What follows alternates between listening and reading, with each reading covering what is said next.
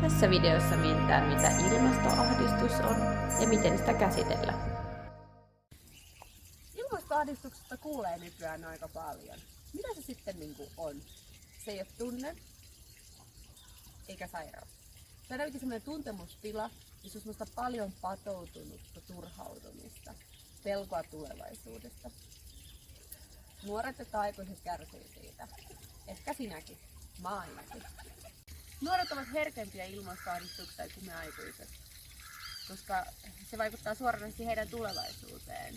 Heidän sukupolvi on se, jotka on tässä vaakalaudalla. Nuoren sosiaalisekologinen myös ympäristö vaikuttaa suuresti siihen, miten hän käsittelee tai suhtautuu ilmastoahdistukseen. Ilmastoahdistuksen tunteita on monenlaisia. Niiden tunnistaminen on haastava osuus. Se voi esiintyä suuttumuksena, ahdistuksena, turhautumisena ja syyllisyyden tunteena. Tähän kirjoon voi myös kuulua positiivisia tunteita, niin kuin iloa tai voimaantumista. Mutta tärkeää on ottaa myös ne ahdistuksen tunteet tai negatiiviset tunteet ja osata olla niiden kanssa hetki. Ilmastoahdistuksen patoutuneet tunteet voivat olla oikeasti suureksi haitaksi. Niistä voi koitua terveydellisiä ongelmia, esimerkiksi stressiä tai sellaisia psyykkisiä vaikutuksia mielenterveyteen. Sen takia on tosi oleellista, että me oikeasti saadaan juteltua niitä auki ja osata hyväksyä ne. Ohjaajana myös on tosi tärkeää oikeasti käsitellä omat myös tämmöiset ilmastoahdistuksen tunteet, että voi osata auttaa nuorta sekä tunnistaa myös nuoren ilmastoahdistuksen tunteet. Mitä sitten tehdä nuorisotyön tekijänä ilmastoahdistukseen? Miten auttaa nuoria? Tässä on 5 tosi simppeliä vikkiä. 1. Jutella nuorien kanssa. Tuo omat tunnekäsittelytaidot esiin. Sanota tunteesi ja auta nuorta sanoittamaan omat.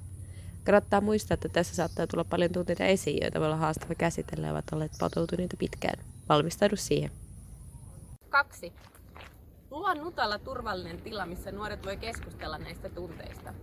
Esimerkiksi voitte järjestää kerran viikossa tämmöisen ilmastoahdistustunnin, missä keskustellaan avoimesti näistä. Voit netistä löytää vaikka kuinka paljon kaikkia vinkkejä ja harjoitteita, mitä voit sitten käyttää avuksi siellä. 3. Muistuta nuorta, että ei ole yksin. Sosiaalinen media ja media ylipäätänsä ovat kanavia, jotka auttavat tässä kovasti. Siellä nuori voi keskustella tunteistaan ja saada ymmärrystä. Somepalvelun kentässä voit etsiä hakusanoilla vaikka ilmasto ja oma paikkakunta, niin löydät paljon ryhmiä, jotka jo tekevät toimintaa. Somessa löydät myös ohjaajana itse apua ja työkaluja tunnekäsittelyyn ja saat apua alajärjestöltä. 4. Valitkaako ympäristöystävällinen teko yhdessä ja toteuttakaa se porukalla nutalla. Tässä muutama vinkki teoista. Muistakaa valita vain yksi muutos. Siihen on helpompi sitoutua kuin moneen pieneen. 5. Käytä luontoa, eläimiä tai taidetta työkaluina. Tutkitusti erilaisissa ympäristöissä on helpompi avautua ja keskustella. Yksi vinkki on, että jokainen piirtää suurimman ympäristöpelkonsa paperille tai kertoo lempieläimille, mikä ilmastoahdistuksessa ahdistaa. Sitten nämä positiiviset tunteet, mistä juteltiin alussa. Voimantumiseen ja iloon päästään sitä kautta, että hyväksytään ensin ne negatiiviset tunteet, siis tehdään tämmöistä rakentavaa tunnekäsittelyä.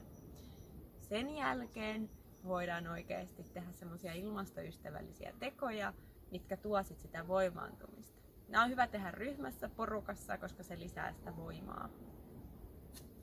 Miten sitten ohjaajana tehdä kaikki tämä? Tässä on aika paljon kaiken näköistä. Voitte työporukalla ensin keskustella näistä asioista, saada vertaistukea siihen omaan ilmastoahdistukseen ja mitä tehdä nuorien kanssa.